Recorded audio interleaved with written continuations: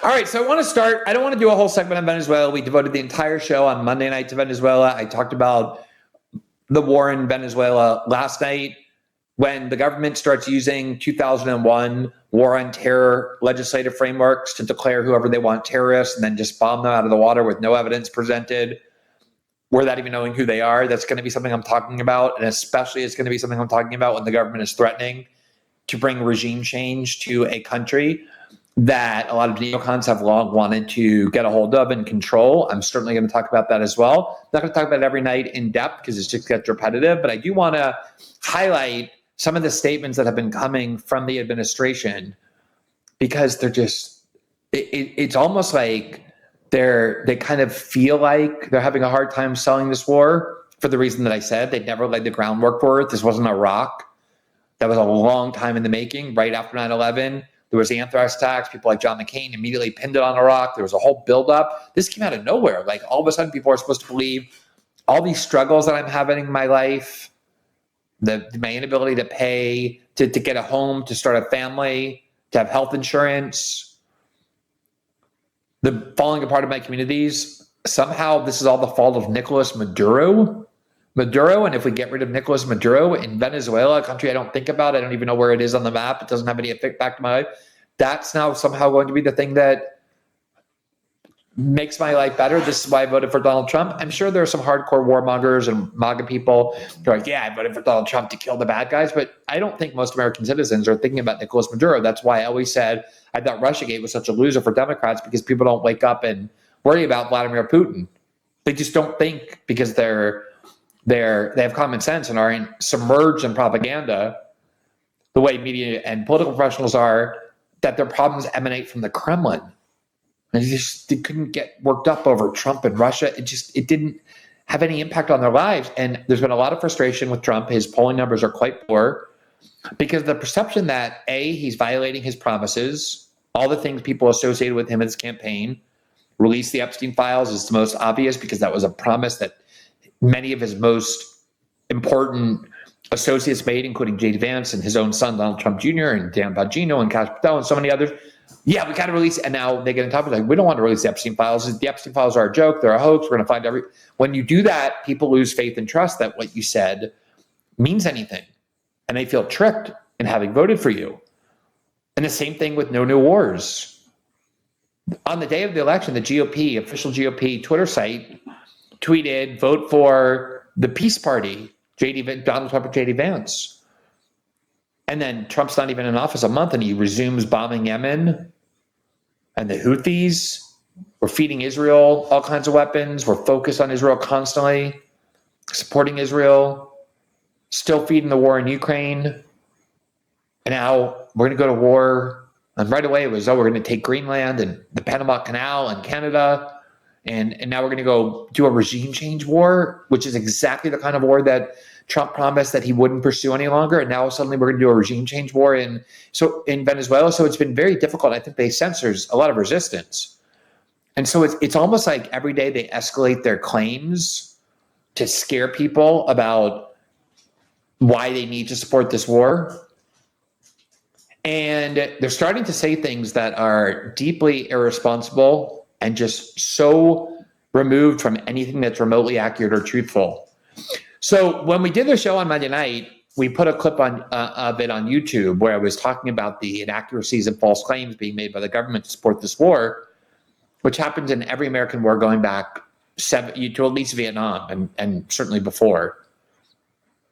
And there you can see my dog. She's just one of the many that are here. Her name is Kira. Where is she? I don't know how to... there she is. You'll notice that she's wearing no shock collar. She's sitting there voluntarily, perfectly placed in front of the camera. She might pop her head up and make appearances. In any event, there's a lot of claims being made. And one of the claims we featured was Donald Trump saying, to justify the blowing up these boats and the war in Venezuela, he said last year, 330 million people died of drug overdose.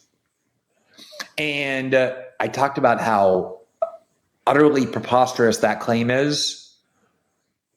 330 million people is basically the entire American population. And then you can say, okay, well, maybe he meant the world, but then why is he trying to solve the global overdose problem? But even there, it's not even in the same universe. That number is in the entire United States, even with fentanyl and the crisis it's causing, the number of people it's killing, the total number of people who died of overdose drugs, of all kinds of all drugs, total, as we showed you before, is 70 to 80,000. Maybe at the peak of fentanyl, it was close to 100,000. Obviously, 300 million doesn't get you anywhere near. It's a completely bizarre, made-up number. So when we put this clip on YouTube, and we had a lot of other fake and false statements coming from other people in the government or other supporters of the war, but because the YouTube clip only featured this one from Trump, a lot of people said, hey, it seems like you might be taking advantage of a misstatement. He didn't really mean to say 330 million. Maybe he meant to say 330,000. So here's that clip where he said that.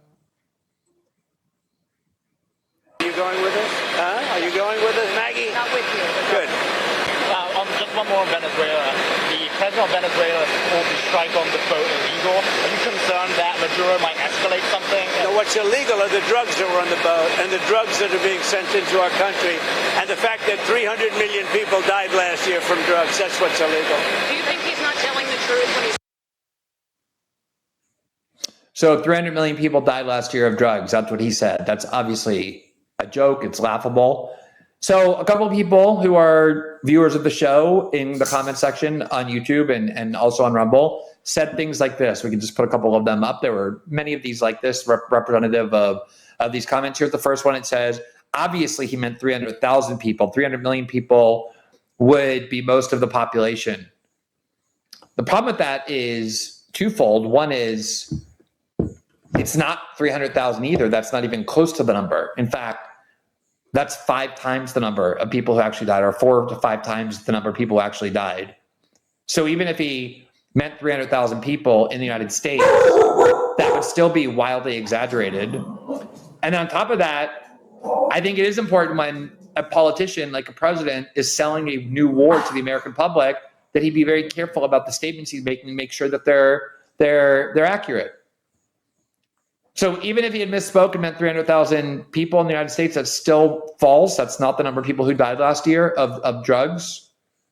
It's an exaggeration by about 5 times. Here's another YouTube comment. We can just put one more up just to give you a sense of what people are saying. He possibly means worldwide. Okay, but as I said, if only 70 to 80,000 people are dying in the United States, there's not 330 million people that are dying worldwide of drug overdoses. And I don't think Donald Trump is claiming that he is going to solve the overdose problem for the whole world. I think he's trying to pitch to Americans, we're going to prevent overdose deaths and solve the drug problem in the United States.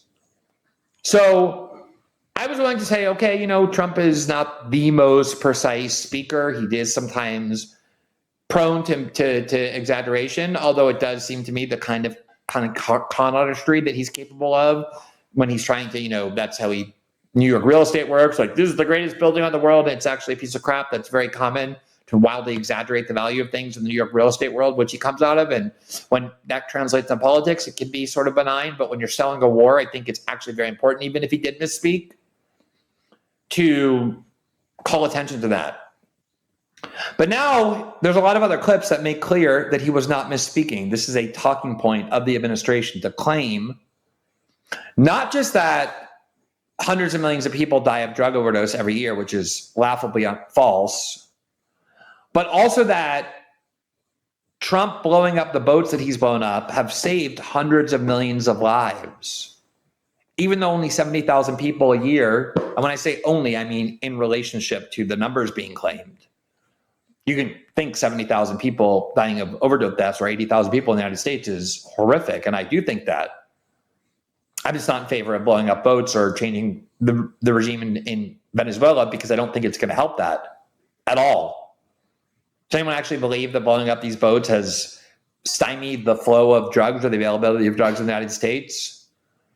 The war on drugs has been being fought for 70 years. It's an absolute abject failure. You can't militarize your way out of the drug problem. All you can do is address why There's so much demand. But they're trying to inflate these numbers wildly. And by the way, I think actually engineering regime change in Venezuela would actually make the problem worse. You put that woman in who just won the Nobel Peace Prize or some other government that you want to put in, and even if they're more popular, even if they have more people on their side, you have people who have been supporting the Chavez government and the Maduro government in Venezuela, millions upon millions of them for many years. They can be a minority, but they're not going to just swallow the United States waltzing in and putting some government in place that's imposed from the international community. No people take well to that. They're heavily armed. They're believers in the ideology of the government. There's going to be a lot of fighting, huge amounts of instability. And when there's instability and fighting in that climate is when drug cartels thrive. That's why most drugs have not come from Venezuela, but from Colombia, which have been plagued by a civil war and by lawless parts of Colombia. 400 kilos of fentanyl since you've been your last 100 days, which saved, are you ready for this, media? 258 million lives. Kids are dying every day because they're taking this junk laced with something else. They don't know what they're taking. They think they're buying a Tylenol or an Adderall and a Xanax, and it's laced with fentanyl, and they're dropping dead, and no longer because of you, what you've done. So she said back in April that Trump has already saved 258 million lives. 258 million lives. Without even blowing up those boats. I wish that were true. If that were true, it'd mean we'd have no overdose deaths for the next 1,000 years. And we wouldn't have to go do a regime change war in Venezuela or blow up random boats. So this idea that Trump is saving hundreds of millions of lives by stopping the flow of fentanyl is something that is circulating in the administration. It's in the bloodstream. He didn't misspeak. This is something he's been hearing and that they've been saying for a long time. I think I understand the rationale for it. It's beyond deceitful and propagandistic.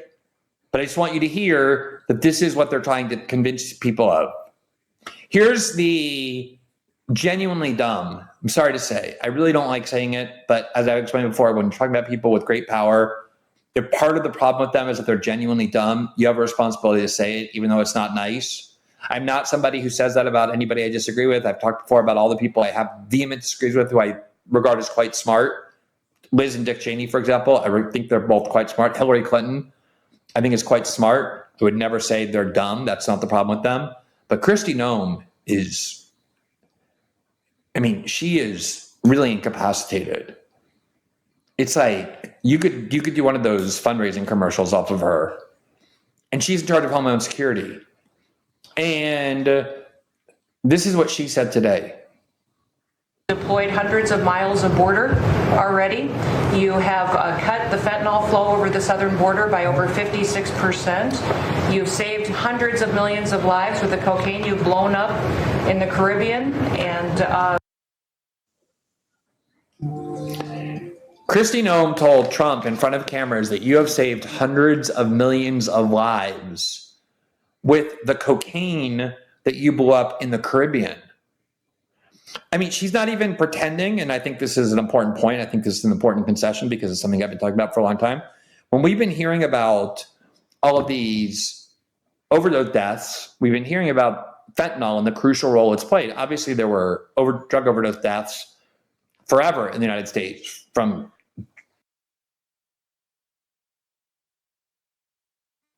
accelerated it. What a crisis, what made the numbers skyrocket. We've shown you all this data is fentanyl. And the whole disconnect, one of the many disconnects with this idea that we're going to blow up boats off the coast of Venezuela, we're going to go regime change Maduro in Venezuela in order to stop the drug crisis in America and protect American kids and communities that are being racked with drug overdose and drug crises, is that Venezuela has nothing to do with fentanyl. If you want to stop fentanyl, Venezuela is not a place where you even look. There is no fentanyl coming from Venezuela. Every government report says that, including under Donald Trump. Fentanyl comes from China, and it comes to the United States through Mexico, which is why the 2024 Trump campaign was about bombing drug cartels in Mexico, not bombing them in Venezuela. So all of this is under propaganda, but at least Kristi Noem had maybe it was because she's too dumb to cling to the script. Or maybe, I don't know, she just had like a weird moment of candor, maybe like something in the Matrix broke. But she was saying, she didn't say you're blowing up fentanyl boats. She said you're blowing up cocaine boats. And she said you have saved hundreds of millions of lives as a result of the cocaine boats you've blown up. We've blown up like 13 boats. How is it possible to have saved hundreds of millions of lives? That means without blowing up those boats, hundreds of millions of people would be dead now who are now saved. Who are these people? That's the population of the United States, basically, just a little bit under. And of course, when I pointed this out today, I had a bunch of people saying, oh, so what, you think 70,000 deaths is no big deal? No, I'm not remotely saying that. I think 70,000 deaths is a big deal, or 80,000 deaths is a big deal. It's one of the reasons why I think we should stop spending tens of billions of dollars on foreign wars and regime change wars, and instead invest that money in the United States for the benefit of the American people, so people aren't facing financial deprivation and spiritual deprivation and hopelessness that feeds the drug crisis. The fact that there's so much demand for drugs inside the United States is a good reason not to keep spending billions and billions and billions of dollars on Raytheon and Palantir and the deployment of American troops to go fight wars all over the world, and instead invest it at home for like some kind of community renewal, give people an economic future they can believe in so they're not drowning in hopelessness and spiritual pathologies. That's what leads people into drug addiction and the use of drugs. But Kristi Noem is now saying, oh, you just by blowing up these boats, you've saved hundreds of millions of lives. And Trump himself has said, beyond what I showed you, he said, for every boat that we blow up, we save 25,000 lives. So if they've blown up 10 boats, that means that he saved 250,000 lives. We've blown up 13. So by his calculations, it means we've saved 325,000 lives just by blowing up the 13 boats we've so far blown up. How is that possible when there's 70 to 80,000 overdose deaths all year for every drug in the United States? These numbers are completely made up. Now, I heard people trying to justify this by saying something like, if you look at the amount of drugs on a boat and pretend that it's all laced with fentanyl, and then pretend that every person in the United States is going to take whatever fentanyl is on that boat, that fentanyl that we don't even know is on the boat, and it probably is no fentanyl because it doesn't come from Venezuela, but just say cocaine, has the potential, the power to kill hundreds of millions of people if it were all distributed evenly with enough of a fatal dose to all Americans, and somehow all Americans were convinced to just like snort cocaine laced with fentanyl. And it's like the cocaine isn't even what's laced with fentanyl. It's heroin and opioids. You know, I was trying to think of an example, and actually for how pathetic this reasoning is, how deceitful it is. And the example I thought of is actually didn't even do justice to how, because the example I thought of is actually more logical than what's being used. It would be like saying, and this is what I thought of, maybe there's a better analogy to illustrate just how deceitful this all is, but let's imagine that I am in charge of the nuclear arsenal of the United States. And I know that every nuclear warhead can kill 10 million people, has the potential to kill 10 million people if you detonate it. So I go and I dismantle one nuclear warhead because it's kind of old. It's like a type that we don't really need anymore. There's still like 2,000 nuclear warheads left, but I dismantled one. And because that one nuclear warhead has the capacity to kill 10 million people, now I get to go around saying, I just saved 10 million lives. How does that make any sense? It didn't have any effect on anything. This nuclear warhead wasn't going to be used. And even if you dismantle it, it doesn't affect the ability to kill all those people with all the other nuclear warheads. It's a completely abstract, pointless statistic. And everyone looked at me like I was insane. Like, I saved 10 million lives. What did you do? I dismantled one nuclear warhead, even though we have enough to destroy the entire world. even if these boats have cocaine, even if they're laced with fentanyl, even though that would be contradicting everything we said, we know about where fentanyl comes from, but let's just pretend. Does anybody actually think that this has affected even minutely the availability of cocaine or fentanyl inside the United States? The fact that these boats are blown up, do you think it actually has saved a single life? Do you actually think that if we blow up 1,000 boats off the coast of Venezuela or change the government of Venezuela, people in the United States are going to be like, I used to be able to get cocaine whenever I wanted, and now I can't find it. It's really hard to find. Anyone actually think that's going to happen? As I said before, something very similar happened in the late 1980s under George H.W. Bush.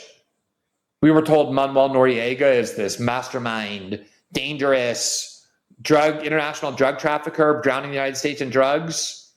So Bush needed a war to prove he wasn't a quote unquote wimp, which was the word being used for him. So he invaded Panama, captured Manuel Noriega, who was a longtime CIA ally of the United States, brought him back to Miami, put him on trial, convicted him, imprisoned him, changed the government of Panama, killed a bunch of Panamanians and American soldiers. For those of you who didn't live through the 80s or 90s, have you ever heard anyone saying, hey, what really characterized the 80s and 90s was this great difficulty in getting cocaine? In the 80s, you couldn't get cocaine. In the 90s, no cocaine because Manuel Noriega was removed. These should be insulting to your intelligence, these claims.